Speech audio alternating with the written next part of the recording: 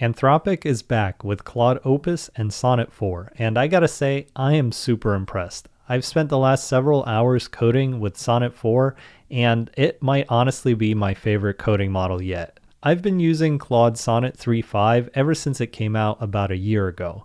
When Claude 3.7 came out, I was actually pretty disappointed because I was really excited for that model, and it just seemed to have issues every time I try it out. It tended to over-engineer and write way too much code, and in certain cases, when you would ask it to fix a bug, it would actually just change the tests to make the test pass instead of fixing the actual issue. So there were definitely some problems with Sonnet 3.7. But Anthropic decided to address those specific issues when they were working on Sonnet 4. And I gotta say, from the work that I've done with it so far, it really seems like they've succeeded. Sonnet 4 seems to combine the best of Sonnet 3.5 and 3.7 because it still takes initiative and it still gets a lot done like 3.7. The difference is the code actually works, like with Sonnet 3.5. So let me walk you through some of the things that I've built and observations I've made. The first thing that I tried to do with Sonnet 4 is to fix some layout issues that I was having in my sidebar. And originally when I had Gemini 2.5 or Sonnet 3.5 try to create this sidebar, some of these items would appear as full height, and no matter how hard I tried to get the AI to fix it, it was just a persistent problem that I couldn't work through without getting into the code. But when I asked Sonnet 4 to do it, it was able to work through that much more easily. It made the layout look really nice, and then there was one issue, but I quickly adjusted it with one additional prompt. So really good first impression. And then I decided to rebuild a full stack application that I had actually built about a year ago using AI as part of a challenge. I wanted to see how long it would take me to build this by hand and how quickly I could build it with AI. And at the time, it took me about 2.5 hours, I think, to build this application. It is a QR code contact sharing application where you can put in some contact info and then have a QR code to scan to share that information with other people. And the cool thing about this is that we have authentication and we have user data that is actually getting stored in a database. So it is a real full stack application that goes beyond some of the simple tutorials and demos that you'll see of somebody rebuilding Snake for the 100th time. But it's also an application that's relatively easy to build and wouldn't take me days or weeks. So I started building the application and I quickly ran into a very familiar issue with Tailwind and ShadCN. In version 4 of Tailwind, they changed the way that the configuration is supposed to be set up, and this is a common pitfall for other AI models. I have to admit, Sonnet 4 also ran into similar problems, but it was actually able to get out of that problem much more quickly than other models that I've worked with in the past. I was careful not to tip it in the right direction in terms of what it needed to change because I was curious to see if Sonnet 4 could overcome this issue, and I have to say that it did. And when it did so, it did it in a very interesting way. This model seems to have a very different sort of behavior to other models. It really seems to think and read and analyze all of the context before it makes code changes. So it's much less likely to just rush into a bunch of changes that aren't related to your code.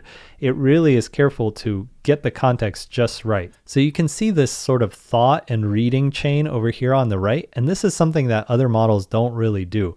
At the end of that, there's a one-line change. And guess what? That's exactly the line and the change that it needed to make. But to do that, it went ahead and read through like 10 different files and thought about what it should do. So very interesting, and like I said, it worked through the issue more quickly than other models. Then I had it build the server, and it spent a while working on it. I had a thread that used over 25 tool calls, and it just kept going and going. It wrote like 10 files, and I was really worried that I was going to have the same Sonnet 3.7 experience because Sonnet 3.7 would do this, but then the application wouldn't work, and you'd have a lot of imports to files that didn't exist. You could ask it to keep going, but then it would lose track of the context and just never get anywhere.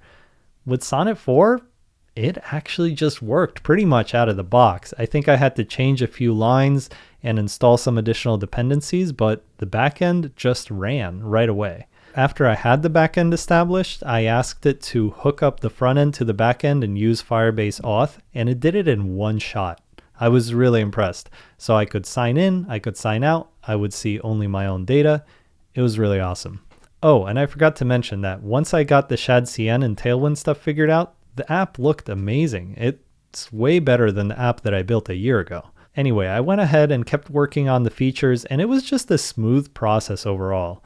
Like, the model took some time to build things out, but it made perfect sense, and it changed a lot of files, and sometimes it would ask me to delete a file and it would just rewrite it from scratch. But it always worked. Like, it was at least 90% of the way there every time it finished one of its turns.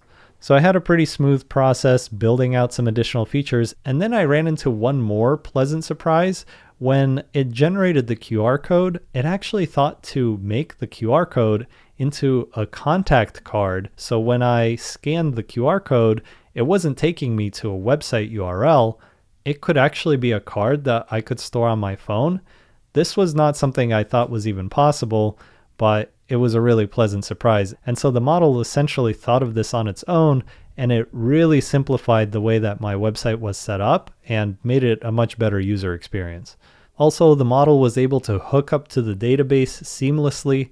I never ran into a single bug when it came to that. One other thing that I saw the model doing is that it would constantly update the README file even when I didn't have one at the beginning of the project. And this made it really convenient because then future conversations would be able to reference that README file and catch up on all of the context that the AI agent needed to complete any given task.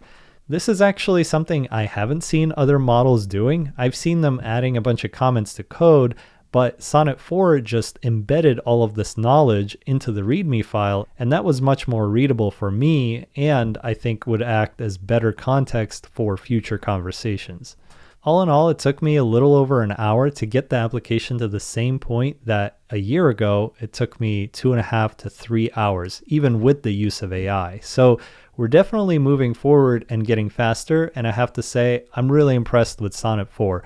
It really seems like a great model, and I could see this finally being a model that I use over Sonnet 3.5.